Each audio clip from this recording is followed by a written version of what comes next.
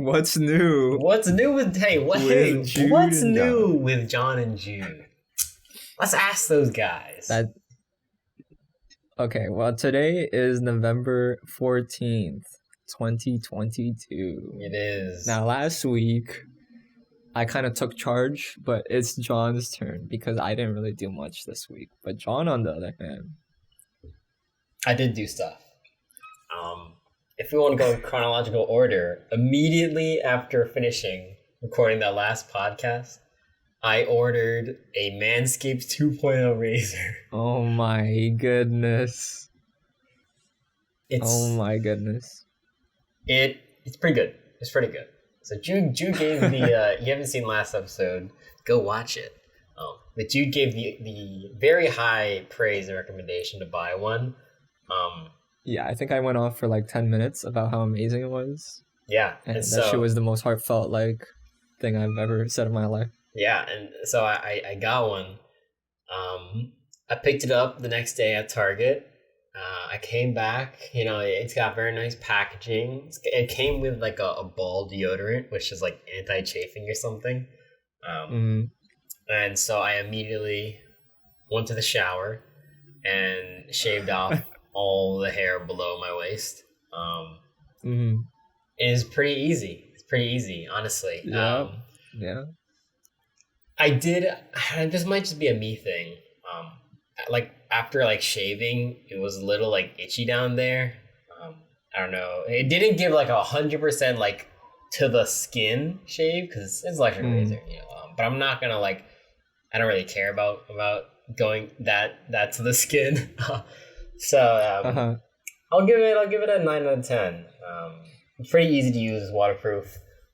We're not sponsored, by the way. This sounds super sponsored, but this is just a follow-up on the last video. I got it. I got the Manscaped, and it's pretty good. It came with guards also, like shaving guards. Yeah. So I might instead of going all the way down to really close, I might just use the guards next time to save myself some of that itchy grow back. I don't know. It only was had itchy grow back for the first day or something. But I recommend it. It was $50, I think. Yep. Yeah. And I think it's worth it. Especially if you don't have anything first to use. So that's all I'm gonna say about the Manscaped. Let me tell you that you're whack and that the itchiness is not a problem for me. It's definitely a me thing. I don't know. I think it is a you thing, and I also want to say that I don't have any issues, but for me it goes straight to my skin. I don't know what the fuck you're doing to make it not go straight to your skin. It goes a millimeter. I mean it goes straight to the skin, but it's not like a razor shave. Yeah, but I also would not trust a razor around. Yeah, exactly. It's 98% of the skin, but honestly it's very easy to use, and I did not nick myself in the balls, so I'm not a waste man. I'm not a waste you like those other poor negative reviewers. Manscaped does not deserve those negative reviews. But I'll use it again. I'll keep using it, and hopefully we'll see how long it lasts. That's another thing, How long have you had yours for? Probably 3 years. So high. It's still going strong. High durability. Still going strong. We like that. That. You wouldn't have to buy another one. I never had to it never broke. It's it's just been reliable, trusty. The good old Manscaped. Good old Manscaped. Well, that's my review. That's my official review. I give it a 9 out of 10 experience.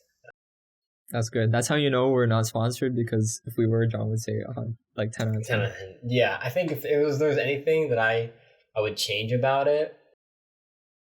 Actually, no. Manscaped deserves 10 out of 10 because the only part that was bad about it for me, and it happens every time I shave really close down there. It's when it grows back, it's a little prickly or itchy or something. And I don't know if I'm doing something wrong.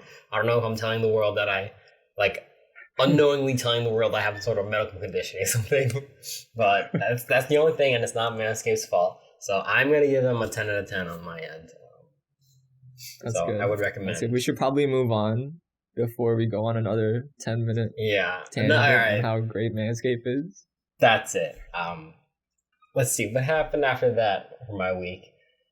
Just regular work stuff, but I had a short week last week because I had one of my friends from college, one of my best friends from college, I would say, because I had another friend from college getting married, and he's also a good friend, and I don't know what I'm going with this, but I might cut that out because I'm talking really dumb, and I don't know. They might be watching it. Yeah, I just realized. Wait.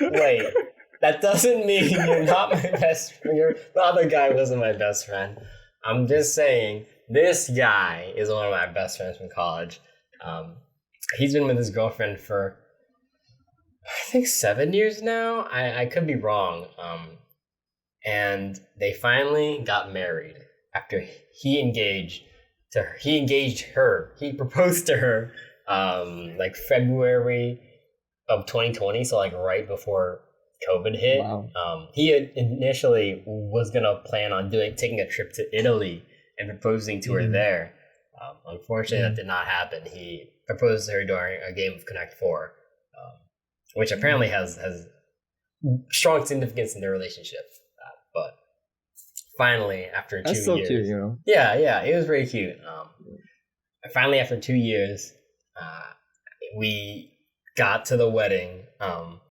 And it was on a Friday, but the day before that, Thursday, I had all off work. I also had all off work on the Friday, but I went to bed on Wednesday at like 1 a.m. for no good reason, and I woke up at 6:30 because as part of the Griezmann activities, we played golf.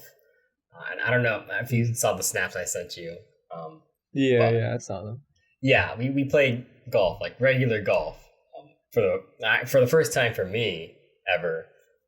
And it was actually pretty fun because the course we played on was the wedding venue, and like as it was part of the wedding venue, we were allowed to have a free round of golf at like the private course. And it was really pretty. There was a lot of hills, and it was a perfect day for golf. I rode in a golf cart for the first time, and that was definitely the best part of golfing because it's pretty much just like off-road driving, and you're just driving around the golf course. You can't go that fast though, unfortunately. But we'll play some golf. Also, the golf carts, when they started, they had like an insane 0 to 60. They had like jolted you forward, so it was really fun. But you couldn't go much faster after that. We played golf. I did not do very good. The first time I stepped up to the tee, I missed like 3 swings, and then we were like, all right, we'll just continue. We'll just keep going. But by the end of it, I finally got the hang of it. I was hitting some balls. I think that took us till like 1:30 p.m. We started at 9:30. We were supposed to start earlier, but apparently there was like frost on the ground. So they had to delay us.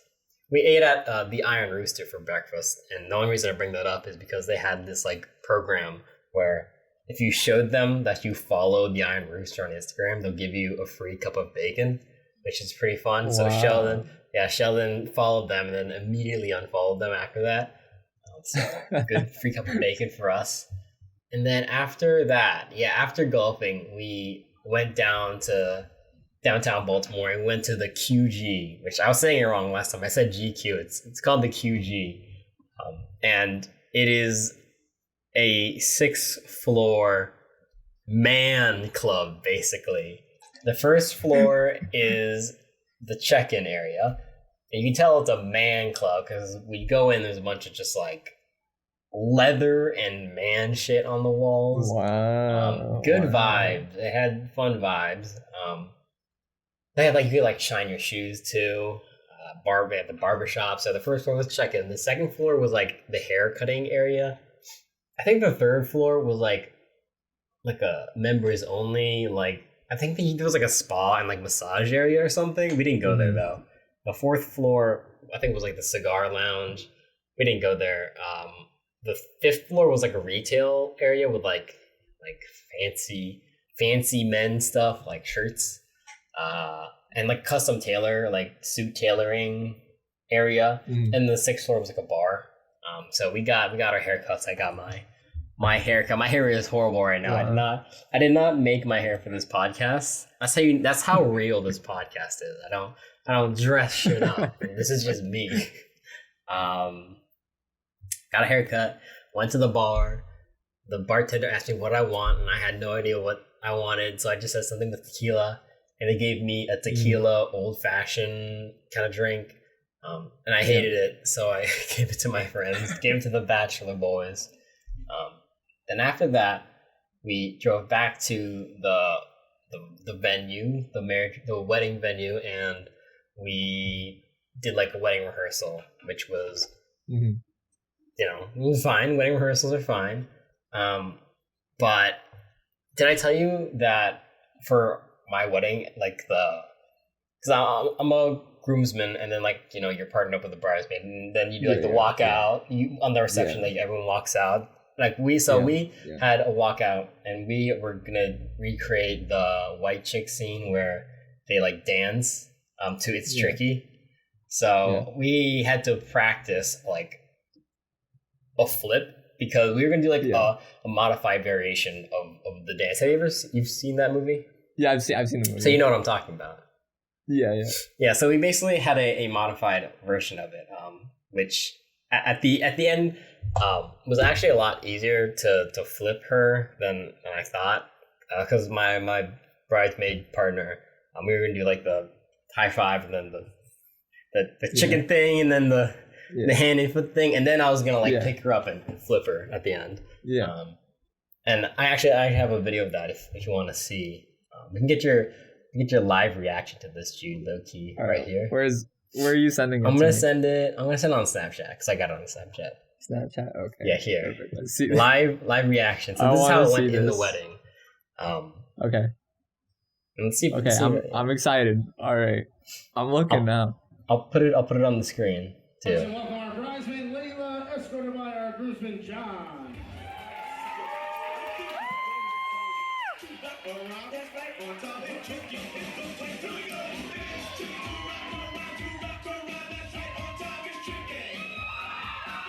Wow. Yeah? Yeah, wait, hold up. My AirPods changed. Like, my AirPods just automatically switched. Give me a second. Technical issues now. Because fucking Apple. Alright, hello? Yeah. So what did you think of that? Yeah, I was sick. I was expecting more of the dance thing. You kind of just like ran in, did like a little thing, and then did the flip. I thought you guys were actually gonna do like a dance, like a proper like.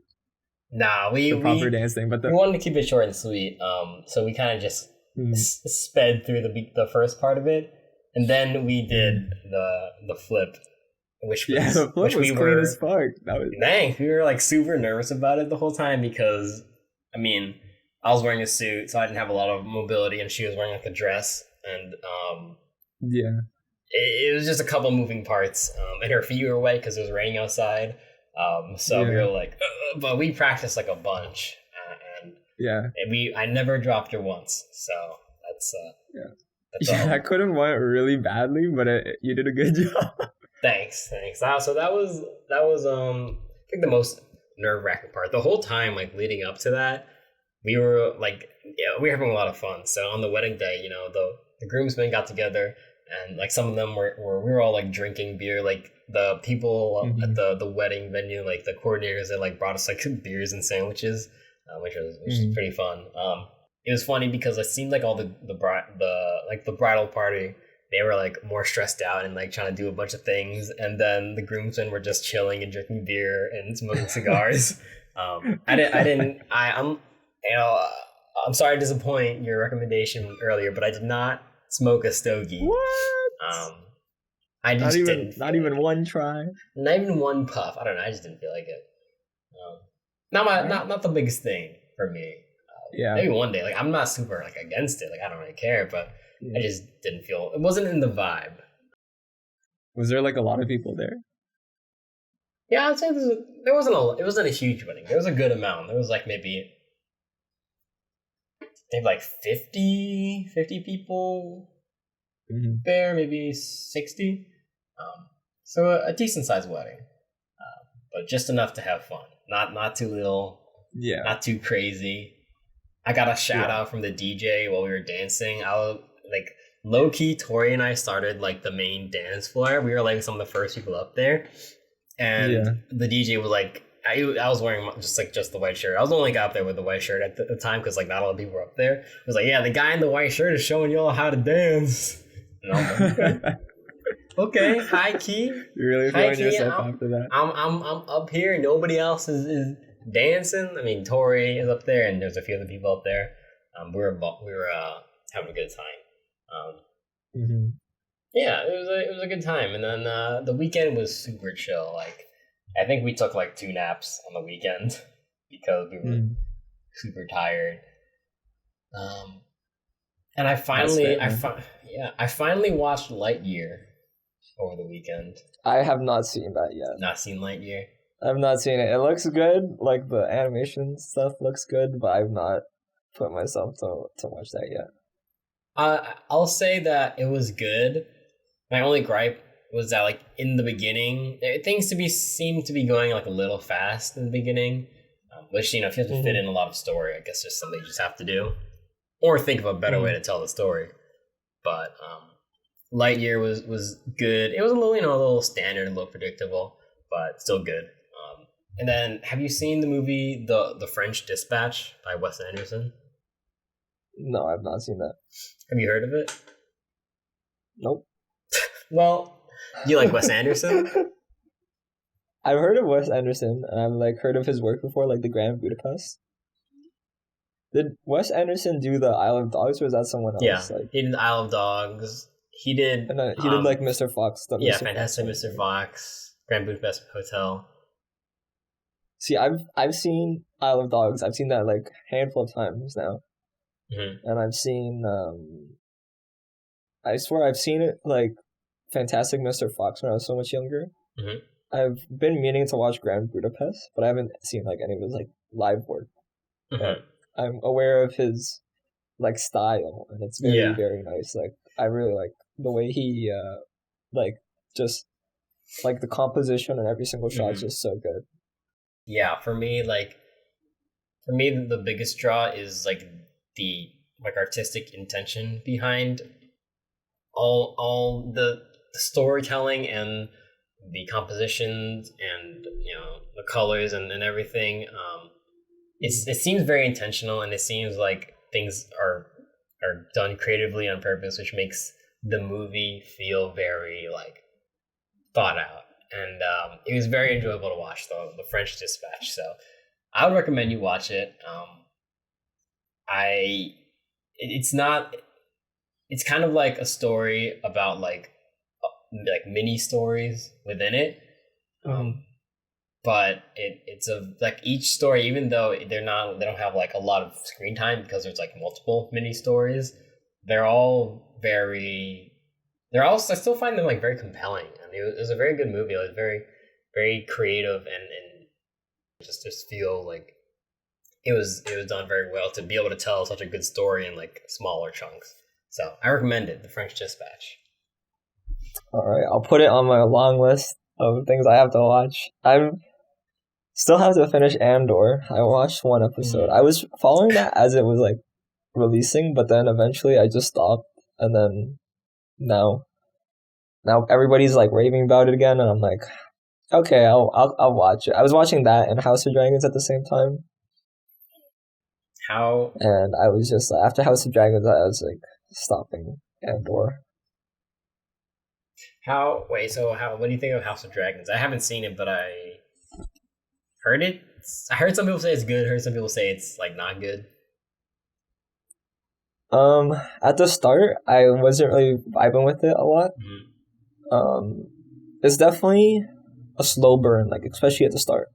It's a very slow burn because like you're trying to build up the story and like the characters and stuff like that. So it's definitely it takes its time like setting up the world and like introducing everything and putting it all into play.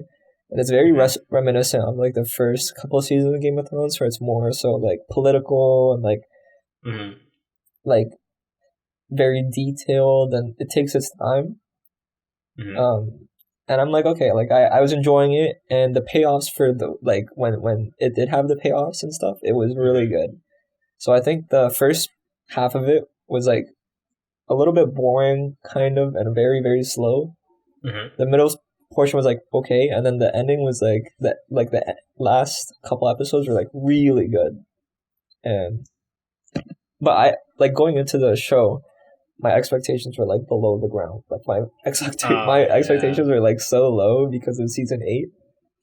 And I told myself and I told everybody like, listen, I'm not gonna watch this piece of shit, trash ass, fucking HBO ass show ever again. Like after Game of Thrones season 8, I was like, it broke me. I'm never watching another like anything that Game of Thrones related. I'm never watching it. And when it was first released, when people were first like when it was first announced, I was like, I'm not touching this with like a 10-inch pole.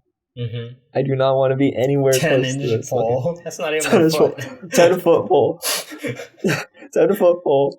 Like, I do not want to be anywhere near this pile of garbage. And then it came out, and people were raving about it. People were like, "Oh my god, this is so good! This is amazing!" And I was like, "Okay, like let's give it a try." And I watched it. It's pretty good. And towards the end of the season, I was like, "Wow, now my life is gonna be empty for like the next 2 years because that's when the next season's coming out." Oh, that good, huh? Yeah, it was really good. It was only 10 episodes, but the quality of the episodes were really good. People were like,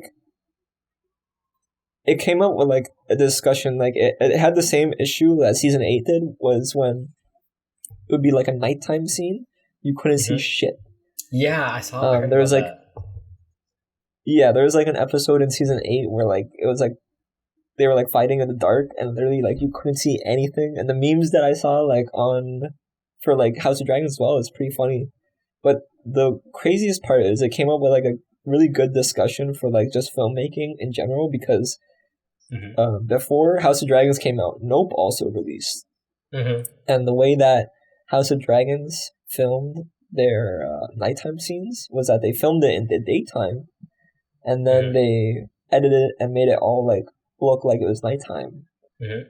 Which you can kind of tell like when you're watching it and stuff. Like you can kind of be like, okay, yeah, like this kind of feels off. Like something doesn't feel right.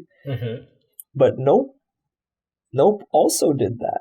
Yeah. They also filmed all the nighttime scenes were filmed in the daytime, and they just like did it all in post, and it looks amazing. Like you can even tell. I was like, yo, they shot this. Like I was like, yo, this looks really good. Like for being shot at nighttime. I didn't even realize until afterwards that it was like the whole movie was filmed in daytime. Yeah, and like they just did it in post. They did some really like next level shit. So I was like, wow. Like apparently what they did, from what I've heard, was like they filmed it twice for some way. Like one way was like negative or something like that. Yeah, it was and some like next level. They use like an infrared. They use an infrared camera. I don't know like the. I saw there's a Vox video on YouTube about this literal topic. It's like, why are like films getting like darker, literally? And they talked about House of Dragons and Nope. And like they shot Nope with a regular camera and an infrared camera. And the infrared camera, they could like pull extra highlights out on which I guess technology, man. Yeah, it's crazy. It's crazy. And you know what? I'm actually gonna do a quick callback to our first podcast episode that we were talking about for AI. I think maybe you might have a feeling what I'm gonna bring up, but Corridor Digital recently came out with an episode on their YouTube channel, and the concept of that episode is basically they were going to make the Tom Holland Spider-Man movies and turn them into like the Spider-Verse, like into the Spider-Verse. And the way they did it, they used AI. Like they used AI to manipulate it and make it that way. and their video was amazing. They did like a 24-minute kind of video talking about the whole project and the process. But the actual like project itself is like probably like 1 or 2 minutes, and it was just fantastic. Like all they did was AI generation, and they edited it, and it was just absolutely gorgeous. Like it looked stunning. And so what they basically did was they would like take a frame, like they found someone online who made like these like these like preset packs kind of, and it would be like in a certain art style. So they had some for Arcane, they had some for Into the Spider-Verse, they had some for like different shows, and then you would basically put this filter on a scene that of your choosing. So you would put like so what they did was the J. Jonah Jameson from Spider-Man 2 scene, and they put the filter on top. And so like they used another program, and like when they did that, like every single frame like looked different. Like every single frame, because the AI was like trying to match the theme of it, right? So every single frame would be like a different thing. So they what they did was they would find the frame that they liked the most, that would like fit the art style the most, and then they would use another software that would replicate that single frame, and then they would replicate it for the entire clip. So they use like 2 AI generation softwares to like do it, to like actually make the frame itself, and then to make the clip using that single frame that they had. So they just like lock that frame, that single piece, and then replicate it. Yeah. And then they also did like some compositing stuff on Nuke to like make it a little bit more Into the Spider-Verse. So yeah, that was really cool. I just looked up the video as you were talking about it, and it looks really clean. It looks really good. I wonder if it's the first. I wonder if they use the same technology that I mentioned in the first podcast episode, the hidden podcast episode. I wonder if it's Stable Diffusion and EB Synth combined. I think that's what they use. That sounds familiar.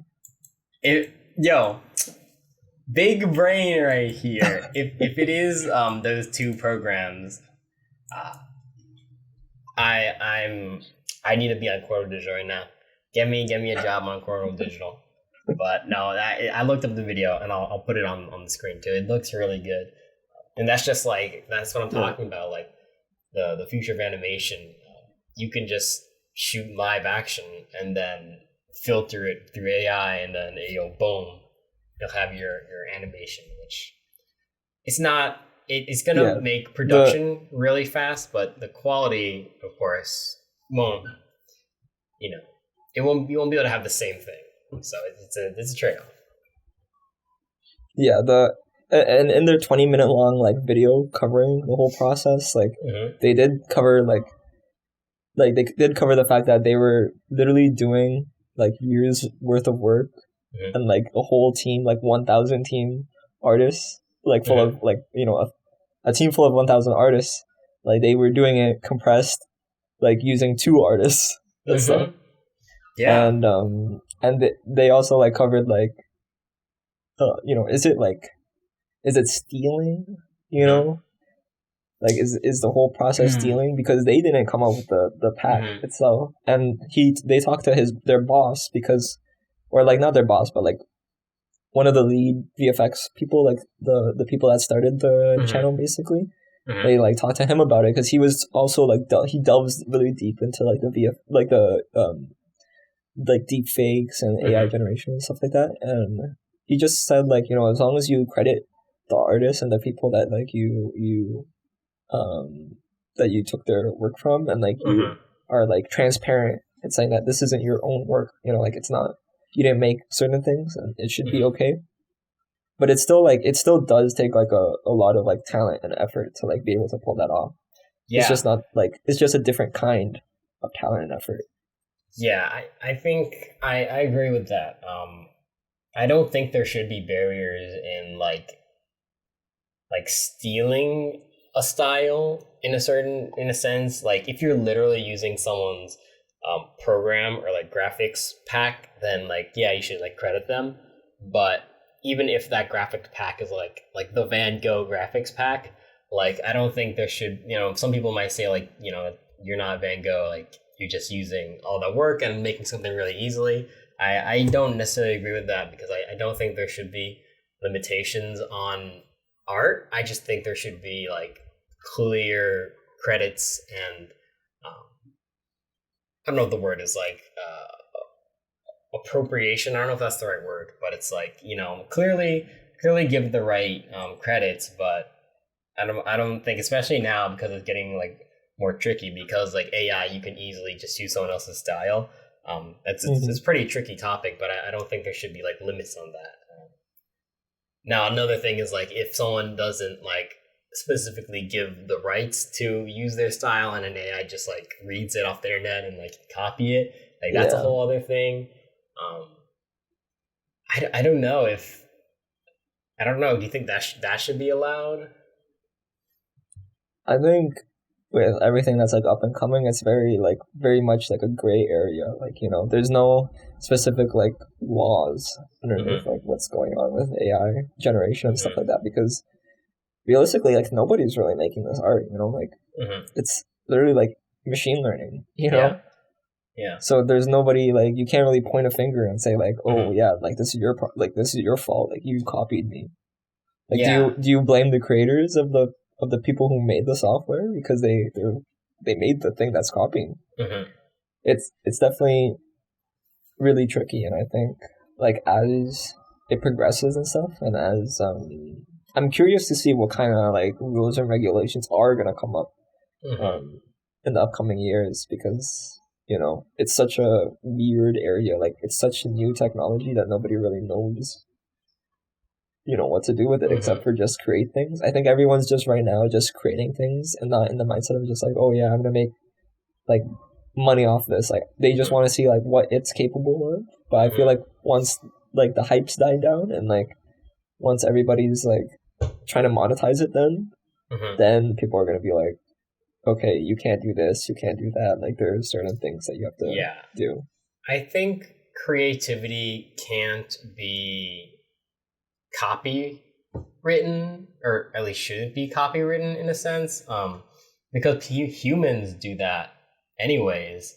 Like if I will look at a painting and I'm inspired by a style and I create something that's like similar to that style, even if I never got explicit permission from the artist saying like you can create something in this style, that's just how like art is made. Like people are influenced by all the styles they see, just like a machine, like an AI machine is. Just an AI machine does it more instantaneously, which makes it feel like cheating. But I the explorative part of me wants to say like there shouldn't be like strict laws saying like you can't, like AI machines can't just learn from everybody's art, which I feel like is it's an iffy thing. Like it's definitely controversial topic in that world, but I feel like there shouldn't be a limit on creativity. But then that's a whole other thing, like trademark and copyright. I don't know. Can you even copyright a style? Like I don't know. But people do that anyways, regardless of whether it's AI or human. Like people just get inspired by styles. But I feel like with like all the AI stuff, it makes it more accessible to like copy things like nowadays. I feel like maybe royalties will come into play as well. In some sort of way. It's really like it's a whole new world that's gonna come up. Come out of this. I heard, because you brought up royalties. I heard from this other podcast, My First Million. They brought up a use case for NFTs that was for the first time I've ever heard of an actual useful way to use NFTs. You want to hear it? Yeah. So one of the people came up with this idea for an AI, like business, and basically the business is like you type in like your mood. This is like Spotify. You type in like your mood or a song, and you, instead of saying like I want to find songs like this song, the AI goes. You type it in, and it's like I want this AI to make songs like this song. So the AI will then create like a playlist of like 10 songs that are like that song. And for the NFT part to come in, if you like a song, then you can like mint it and like make it real. Because it's like kind of like a here one day gone the next. Like you create your playlist of 10 like new songs that never were created ever before. And then when you're done listening, they'll just like disappear. But if you want like one of the songs to become like permanently real, then you like mint it and as like an NFT, and then you own that song that was generated by AI. And I don't know, that was for the first time. I might have explained it poorly or uninterestingly, but that is the first time I ever heard a use of like an NFT that actually like makes sense. Yeah, no, that's definitely a better take than like someone having just like an ape monkey as their as a picture. Because you can't really like, you know, you that's like a photo, you know, and people like screenshot and they're like, oh, I have the photo now or something like that, you know. So I think that's definitely a really cool aspect. It's just like how are the vocals worded? Like who's singing the song, you know? Yeah. Like it's like for like the current usage of NFTs, like people making art or taking art and minting it as NFTs. This time it's like you take something that was never created before by an AI, and then you assign ownership to it with the NFT. And I was like, that kind of makes sense. Like you're giving a blink of an AI idea, like a body to form into. I don't know if I'm talking out my ass now, but I thought that was kind of for the first time. Like now that AI is like more powerful than it was when like NFTs were a thing, or at least publicly powerful, then like I think pairing NFTs with AI is the right path for NFTs to go, because there's definitely like a use for them. It's just there was never before, in my opinion, like a useful use for them. So the use for them back then was money laundering, but now it's different. But I think now we'll have to see. I think NFTs are gonna make a comeback, because right now I would say they're definitely dead. They're dead. But I this is my future brain thinking. I think NFTs are gonna make a comeback, combining AI. I think like the wave for NFTs has just come and gone, like just so quickly, and I don't know if people ever want them to come back, because they also had like really bad implications for like other businesses and stuff, like the video game business as well. Like so many companies were trying to get into that. Oh my god, NFT gaming, that's the dumbest shit I've ever heard. Yeah, but you know what? It makes people money, and then, you know, it doesn't, like, investors don't give a fuck. They're like, we don't play video games. They're like, what's an NFT? I want to know how people are making millions of money off NFTs. So it's definitely I don't know, like everybody when NFTs came out was like gave it a bad rep, and like nobody really liked it. Like everybody was just like, yo, please go away.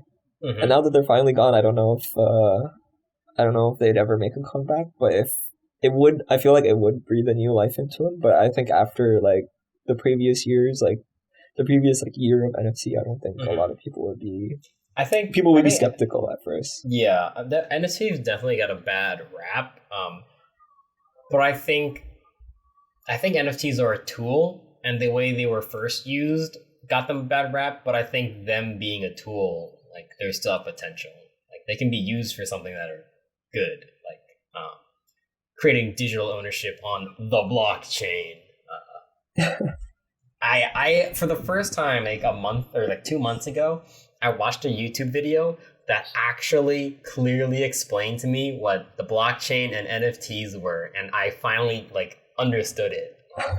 Maybe I'll link you that video in the future if I can find it again. But for the longest time, you know, you just hear that like those buzzwords, and you're like, what the fuck does this mean? But I actually understood, and like I actually get like why people are interested in it now, based off that explanation. So I think they do have potential. I think they will come back, just in a better way. We'll see. We'll see. Maybe a year from now, we're gonna be like, holy shit, John was right. I think I am right. The technology is there. It's just being improved upon every day, Yeah. What have you gotten up to this past week? I know you said you hadn't really done much, but what? Besides the the Houdini stuff, the blender. Your church thing. Oh yeah. So I have an upcoming render that's currently rendering right now as we speak, and that's coming out on my TikTok because that was just I got inspiration after like seeing this cathedral in Edinburgh, and I recreated it using in Blender, and it came out pretty nice. And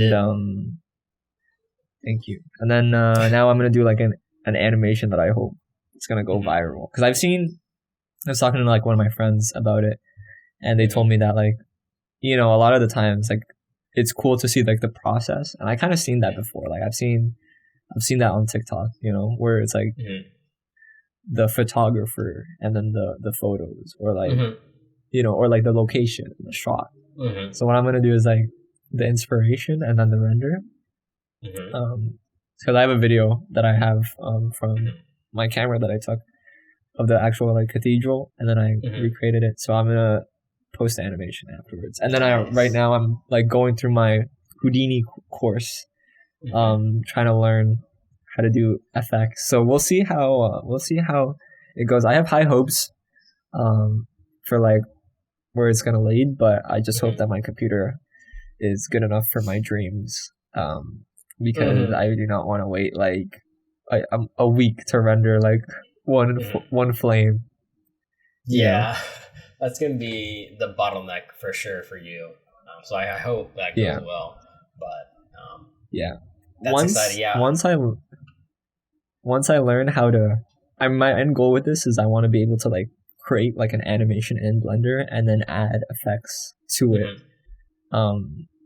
Because I just can't get my head around the Houdini modeling process and the materials and stuff, because I already know all that stuff in Blender. So I was just hoping that maybe I can like learn how to create it in Blender and then like put the scene into Houdini and then add the effects as it goes along and stuff. And that would be ideal. Yeah, that's definitely the Houdini Blender workflow. That's definitely the way to do it. But are you gonna like animate the camera in the church too? Like you're just gonna like zoom in? The camera's animated in the church. It's like there is like the panning, and then it looks up at the ceiling. And then there's like the shot where it like goes across the room, and I have like the panel. It goes behind the pillars, so like it's like fading in and out to black, but I'm not doing anything. It's just behind the pillar. I got some motion blur. I have a heavy amount of film grain in, so I might be too lazy to edit that out because it's already composited onto Blender. So I think I'm just gonna let it go. It looks cool. So I'm just gonna say it's an artistic choice, and I'll post it on TikTok. That's all. It's on TikTok. It's not like it's not my portfolio we're talking about. But what kind of stuff you got going on next week for the viewers? A little tease. Next week. What's next week? I lost track of the days. Next week I don't really have like nothing's really planned. Just some more like I'm just gonna like grind on Houdini, because since I came back to Edinburgh, like I didn't get to do any rendering. So I was like, okay, I'm gonna take my chance right now to do it. So I'm gonna do that, and then hopefully get some more work done on my portfolio, because like I wasn't able to do anything. Like I wasn't able to post anything on my TikTok or on my portfolio stuff. And after doing like the cathedral, it was pretty fun, and I was like, okay, maybe I'll start doing that where like if I'm traveling or like I'll find photos that I really like, I might try to recreate them.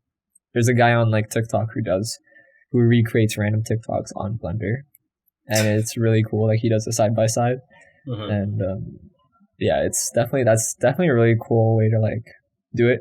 Actually, no, my whole plans are a lie. I have there's this TikTok sound that I found that found really, really funny. Mm-hmm. I'm gonna send it to you so you can give it a quick little listen. All right, yeah. And I want to make an animation for it. I've already started downloading the models and the thing. So you give that a little listen right now, and it is great. I'm gonna follow it along. Story. I sent it on Snapchat, I believe. Yeah, it's sent right now. Let's see.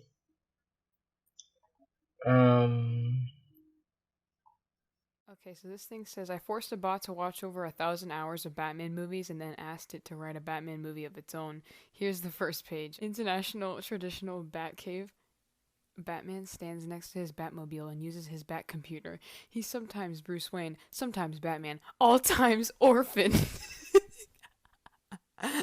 Batman, this is now a safe city. I have punched a penguin into prison. Alfred, Batman's loyal battler, carries a tray of Gotham. Alfred, eat a dinner.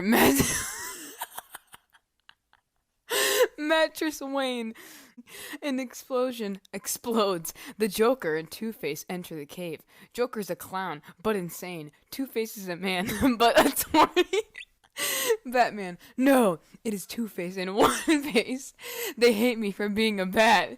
Batman throws Alfred at Two-Face. Two-Face flips Alfred like a coin. Alfred lands heads up, which means Two-Face goes home. Batman continued, it is just you and I, the Joker. Batman versus Clown, moral enemies. The Joker, I am such a freak. Society is bad. You drink water, I drink anarchy. I drink bats like a man.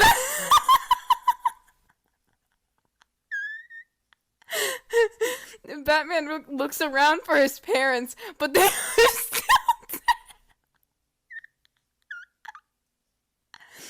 This makes him have anger. He fires a bat rocket. The Joker deflects it with his sixth sense of humor, a clowny power. The Joker, I have never followed a rule. That is my rule. Do you follow? I don't. Alfred, give birth to Robin. Alfred begins the process, since it is his job. The Joker now has a present in his hand. He juggles it over to Batman. Happy Bat Day. Happy Bat Day, Birthman. Batman opens the present. Since he's a good guy, it contains a coupon for new What is inspired? This is a Joker. That's good. That's good, yeah. So I want to recreate that sound. Mm-hmm. Like I'm gonna make that sound and then I'm gonna like follow it with an animation. So I already got like Batman, Joker, Two-Face, Alfred. Nice. I got them doing. It was my first time downloading an asset from Sketchfab and then adding, like putting the model into Mixamo and then like uploading it and then like doing the different animations and stuff. So it's really cool. It's gonna be so janky and so bad, but it's gonna be so funny. That's the funny part. Yeah. Yeah. That's like Batman. That's my Batman model. My Batman model. His cape is just static. Like it's just static. And there's some animation that he does is so funny. Like I don't know. I'm thinking. I don't know how much I'm gonna do it. Like I don't know how long the animation is because I know if I keep going at it, it's gonna take a long time. It is. It's like a long time. It was already a long time for me to download all the assets and try to find it and like stuff. So I can't even imagine like doing it. I might do it and just make it as jank as possible and make it like just something fun. Yeah.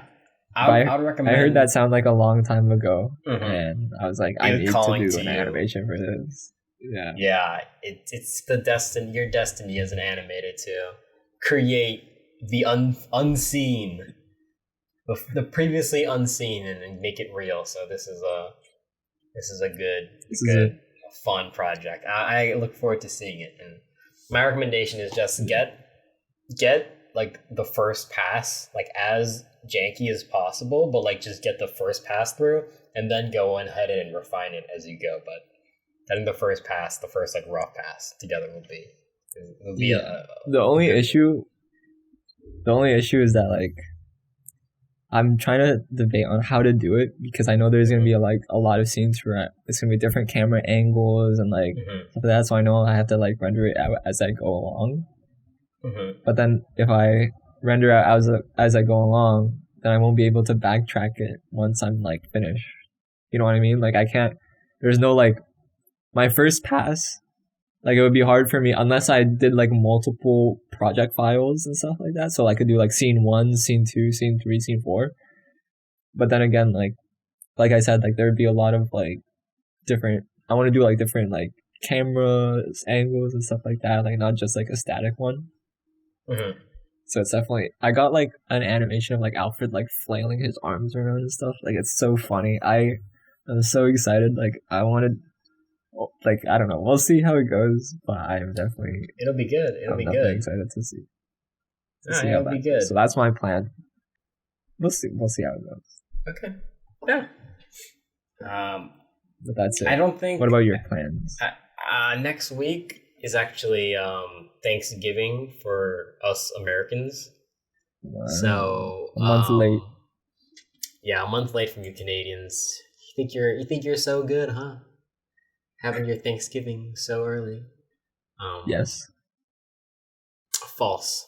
We are gonna have off work Thursday and Friday. So wow. I'm gonna be chilling. I'm gonna be straight chilling.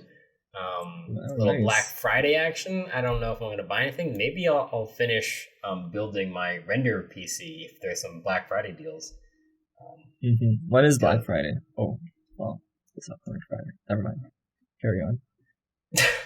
The Friday, we'll cut the day that after out. Thanksgiving. Nah, I ain't cutting that shit out. We'll cut that out, right, John? Yeah, sure, we'll cut that out. But yeah, maybe some Black Friday shopping. I don't know. Thanksgiving.